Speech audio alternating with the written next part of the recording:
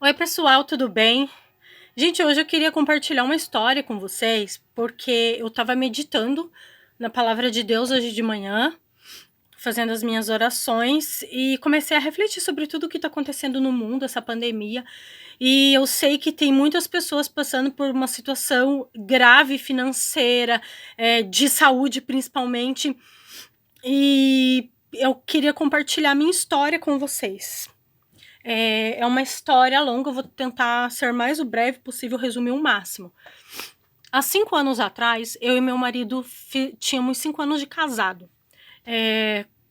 Desses 5 anos de casado, até o período que a gente namorou, tudo, a gente economizou muito, batalhou muito, trabalhou. Tinha época que eu trabalhava em 2 empregos, a gente fazia bico, tentava fazer renda extra.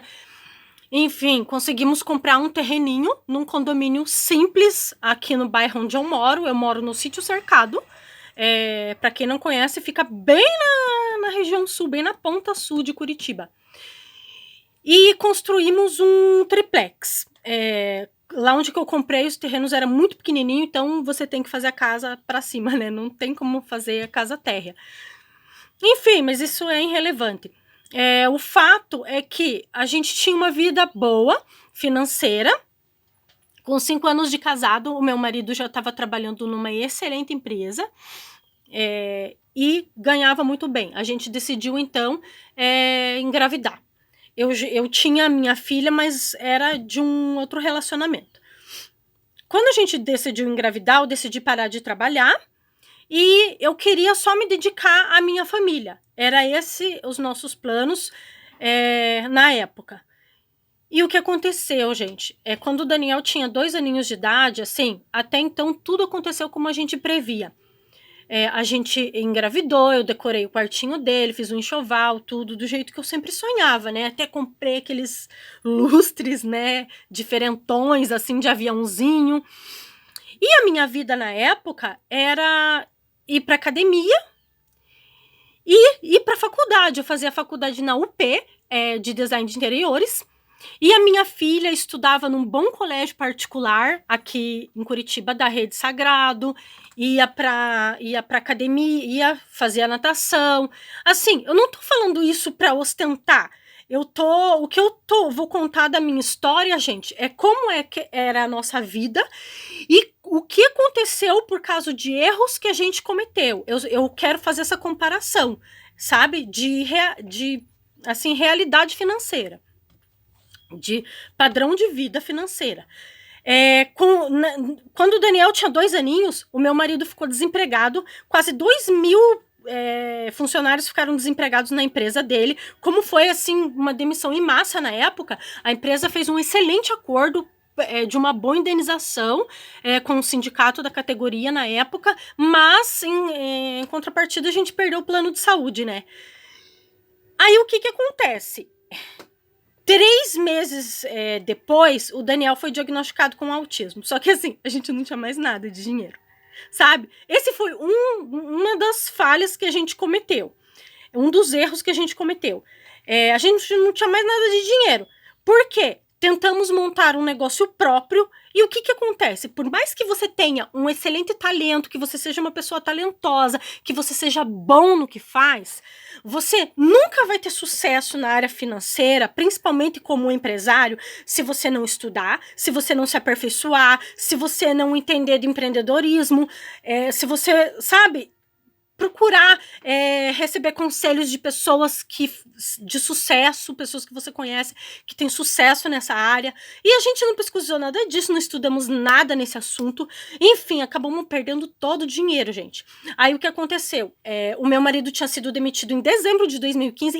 Em abril, o Daniel foi diagnosticado com autismo. Nós estávamos sem um centavo no bolso, desempregados, uma criança diagnosticada com autismo precisando urgente de um plano de saúde, porque o neuro na época falou que o tratamento dela era para ontem, sem nada, a gente estava sem nada, a gente teve que vender o nosso carro na época para pagar dívidas.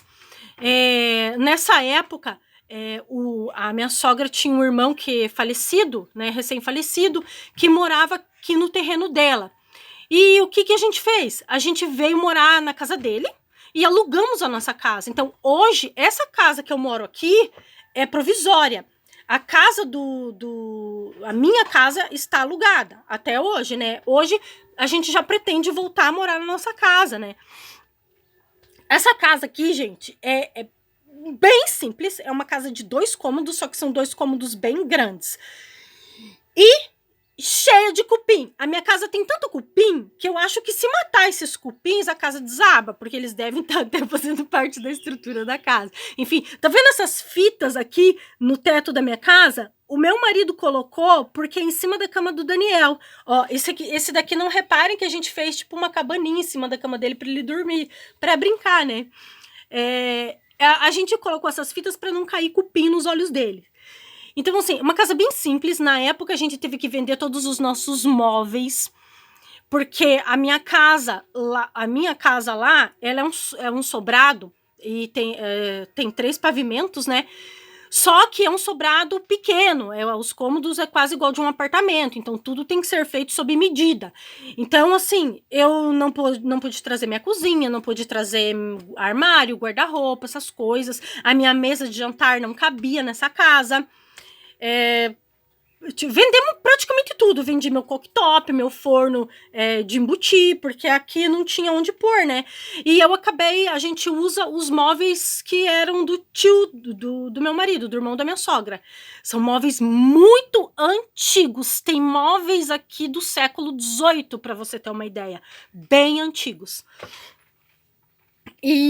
Mas assim, a gente não vale a pena. Eu pretendo voltar a morar na minha casa, então não vale a pena a gente comprar nada, porque como tem muito cupim, então quando eu for pra minha casa eu vou ter que comprar tudo novo.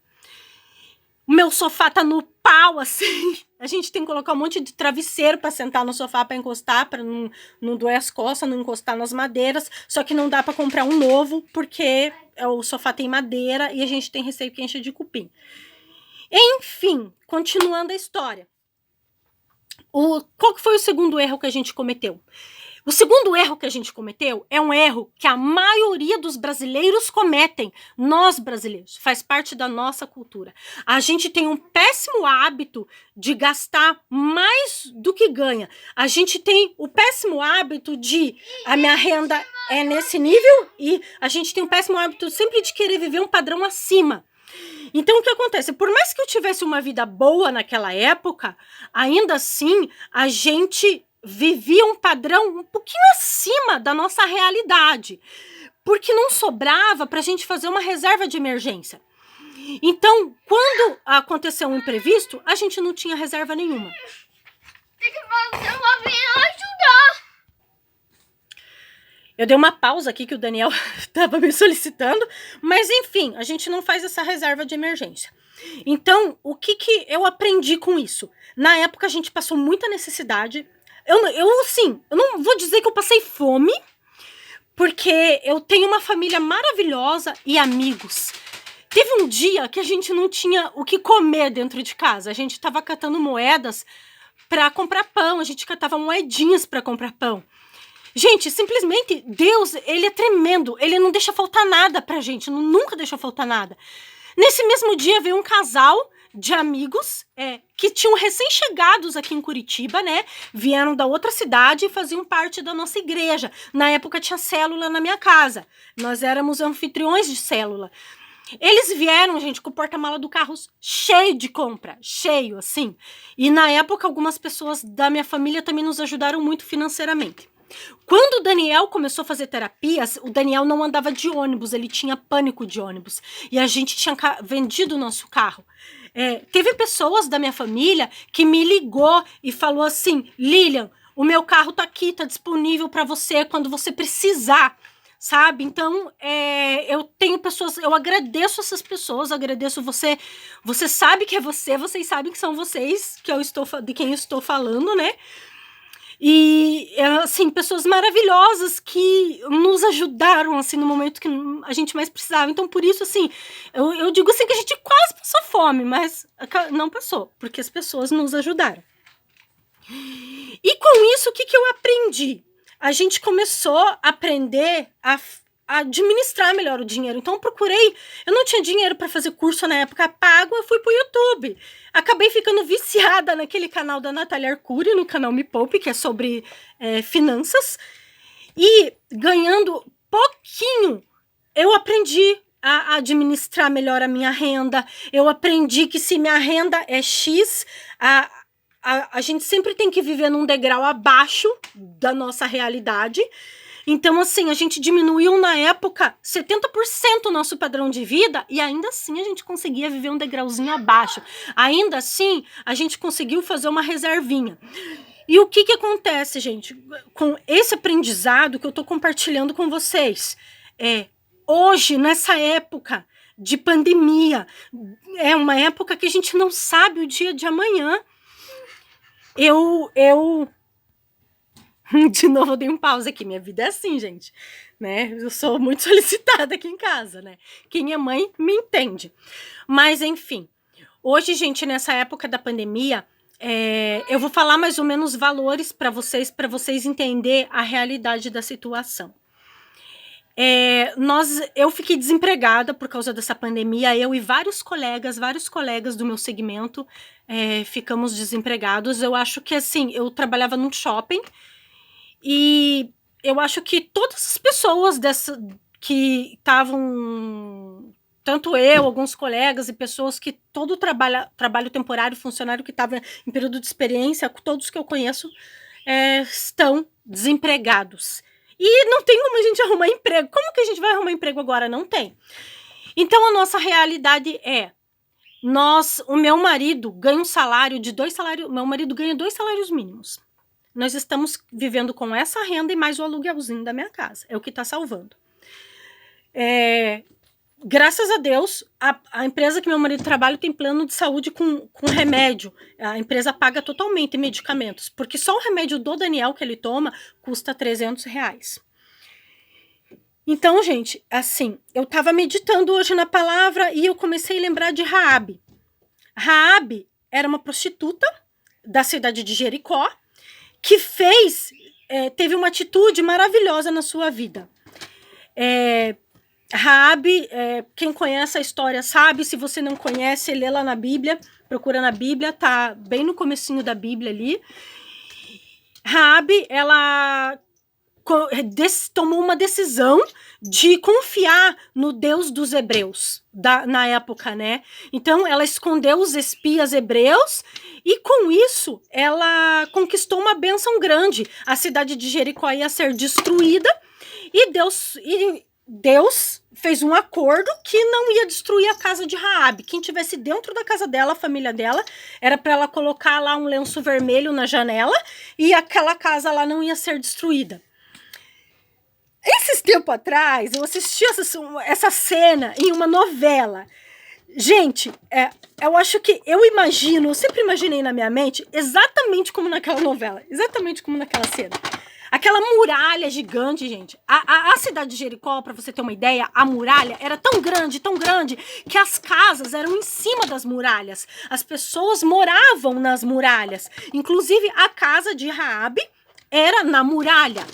Então, nessa cena, eu imagino que foi exatamente assim que aconteceu. Aquela muralha inteira em torno daquela cidade, aquilo começou a estremecer, desabar, veio tudo abaixo, uma muralha daquele tamanho, e ficou só aquele fiozinho de pedra, onde era a casa de Raabe, sabe? E na cena que eu vi, vinha aquela luz do alto, assim, em cima da casa dela, gente. Assim, é algo assim que arrepia de ver. E Raabe, se você for olhar ao longo da história, depois ela acabou casando com um hebreu, com um salmo, e se eu não me engano, se alguém aqui sabe ao certo, me corrija se eu estiver errada, se eu não me engano, Raabe foi bisavó ou tataravó de Davi. Raabe faz parte da linhagem de Cristo, da linhagem de Jesus. Você já imaginou que honra isso? Que honra! Gente, o que eu quero passar para vocês? Quando nós passamos por toda aquela necessidade financeira, assim, foi bem na época que a gente recebeu o diagnóstico do Daniel. Então, nessa época, assim, a situação financeira eu entreguei para Deus. Porque, assim, eu tinha algo muito mais sério para me preocupar na época. E, como toda cristã, né, quando meu filho foi diagnosticado com isso, eu com meu marido fizemos jejum e orava de madrugada, sabe? Era dias e dias. E a gente intensificou nossas orações, intensificamos o jejum. E eu acreditava que Deus ia fazer um milagre, que Deus, de repente, ia tirar esse transtorno da vida do meu filho, que meu filho não ia ter mais autismo. Claro que eu ainda creio nisso, né, gente? Eu creio num Deus de milagre. Mas naquele momento, a minha fé não estava depositada em Deus. A minha fé eu estava colocando toda a minha fé naquilo que, na minha vontade, da minha carne, no milagre. Eu estava colocando minha fé no milagre. E eu tomei uma posição na minha vida. Eu decidi tomar uma posição na minha vida, uma posição de fé, uma posição de confiar em Deus, de confiar que eu estaria segura, que por mais que em torno de mim tudo desabasse, eu estaria segura. Então eu resolvi me colocar nas mãos de Deus. Eu resolvi me colocar no colo dele, resolvi sentar no colo dele, receber esse aconchego, a proteção dele. E a partir deste dia até o dia de hoje, a minha fé está depositada na vontade de Deus. Independente das circunstâncias, eu vou continuar sendo uma adoradora, não importam as circunstâncias. Até tem uma canção que fala sobre isso, que eu cantava muito na igreja. Te louvarei, não importam as circunstâncias. E hoje eu vivo isso, gente. Se Deus disser sim pra mim, sim, minha filha, eu vou realizar todos os teus desejos financeiros. Eu vou tirar o Daniel do autismo, eu vou fazer um milagre. Amém. E se Deus disser não pra mim, pra minha vontade, eu também vou dizer amém. Gente, todos os dias eu oro pela cura do meu filho. Todos os dias. Mas todos os dias eu deposito a minha fé na vontade dele. Crendo que tudo tem um propósito, nada é por acaso, sabe? Então, quando veio essa pandemia e eu fiquei desempregado, a gente teve que viver com pouco, né? Diminuir um pouco mais ainda nosso padrão de vida. O que eu pensei? Vamos fazer, eu peguei o meu acertinho lá da empresa, falei, vamos aumentar a nossa reservinha de emergência, né? E vamos diminuir o padrão. Para quê? Para que seja realmente para algo muito emergencial. Né? Então, além da gente ter aprendido a administrar melhor as nossas finanças, estudando, pesquisando, né? A gente passou a confiar mais na vontade de Deus, independente das circunstâncias, independente da tempestade, independente do deserto. Gente, quando Deus resolveu salvar o povo hebreu do Egito, ele não disse que eles iam passar por guerras. Ele só disse, vai, que eu te levarei até uma terra que mana leite e mel. Porque Deus, ele não olha como o homem. Deus não vê como o homem. O homem, muitas vezes, direciona seu olhar para as circunstâncias. Mas Deus não. Deus, ele olha o resultado final. Deus já está visualizando o resultado final. Deus já está vendo você lá na terra prometida. Quando Jesus disse para os discípulos atravessarem o mar, ele disse, eu vos encontrarei do outro lado. Ele não disse que eles iam passar por uma tempestade. Sabe? Então, existe deserto, existe guerras, existe luta, existe gigantes, existe muralhas, existem tempestades, sabe? Mas Deus está olhando o teu resultado final. Deus está olhando lá na frente, sabe? E para tudo tem um propósito, para tudo, sabe? Isso faz... Quando a gente deposita a nossa fé na vontade de Deus e confia, simplesmente confia e fala assim, Senhor, obrigada, Deus, por eu tá passando por isso. É para algum propósito, é para eu melhorar. O Senhor tá me preparando para algo maravilhoso, para algo tremendo. Sabe, o último emprego que eu tive, gente, eu fui convidada para trabalhar. Eu tava gerenciando uma loja. E o que eu tinha que fazer lá era muito mais que um trabalho de gerente, sabe? Eu tinha que fazer toda a parte de marketing, a parte de administração, até cálculo de comissão de folha de pagamento das meninas. Então, eram várias coisas que eram a mais, porque assim, era uma empresa pequena, era uma franquia, né? Então, a empresa que eu trabalhava era pequena, né? E o que acontece? Em todos os dias que eu entrei naquele emprego, eu dei o meu melhor e eu fiz com alegria. E eu me sentia naquele momento, eu lembrava de Davi e falava assim, Senhor, tá difícil. E nunca eu reclamei do meu trabalho, nunca. E eu dou graças ao Senhor, porque eu aprendi muita coisa. Eu aprendi muita coisa sobre na parte financeira, na parte de planejamento, sabe, de cuidar de uma empresa, a parte de marketing de uma empresa, como cuidado ali, fazer o cálculo dos funcionários, sabe? Então, eu aprendi muita coisa e eu agradeço a Deus. E eu sempre vi aquilo como algo que Deus estava me preparando, como um curso gratuito de Deus.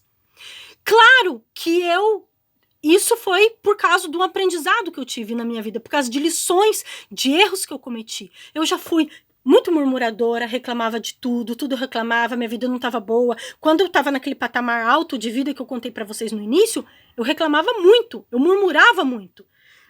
Então, assim, tudo isso foram lições para mim, lições.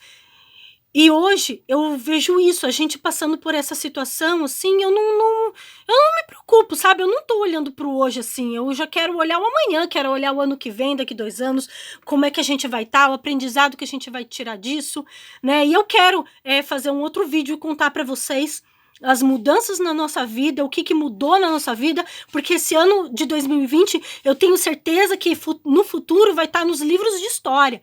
Foi um ano muito marcante, né, no mundo todo, está sendo um ano muito marcante. E então, gente, é isso. Vamos ser como Raabe. Vamos ser como a casa de Raabe. A nossa casa é o templo do Espírito Santo. Por mais que você pense assim, poxa, Lilian, mas eu faço isso, eu faço aquilo de errado, né? Gente, sabe qual que é a única diferença entre todos nós? A única diferença é que o meu pecado é diferente do seu. Não importa se eu frequento uma igreja ou você não, qual que é o tipo de vida que a gente leva. O meu pecado é só diferente do seu. No livro de Romanos diz que todos estamos destituídos da glória de Deus porque todos pecamos. Então, gente, a nossa casa a gente não tem que limpar todo dia? Tirar o lixo, lavar a louça? O nosso corpo também. O nosso corpo suja todo dia com pecado. Isso é natural. Não existe um ser humano na Terra que não suje a casa do Espírito Santo, o templo do Espírito Santo com o pecado. E só que todo dia a gente deve se achegar a Deus e limpar essa casa com pedido de perdão, com arrependimento. Aí o Espírito Santo vem habitar. Você limpa, põe aquele tapetinho na porta escrito, seja bem-vindo, Espírito Santo. Sabe? E ele vem. E ele ainda dá uma garibada final. Sabe aquele cocôzinho da mosca da parede que a gente não enxerga? O Espírito Santo deixa tudo perfeito, gente. Seja a casa de Raabe. Não se abale, independente das circunstâncias. Sabe? Essa é a mensagem que eu queria passar para vocês. Deus abençoe muito, muito, muito, muito de coração, sabe? E se alguém precisar de qualquer ajuda, me chama aí no inbox, aí no particular, que se eu não puder te ajudar, eu vou procurar quem possa. Amém? Deus abençoe.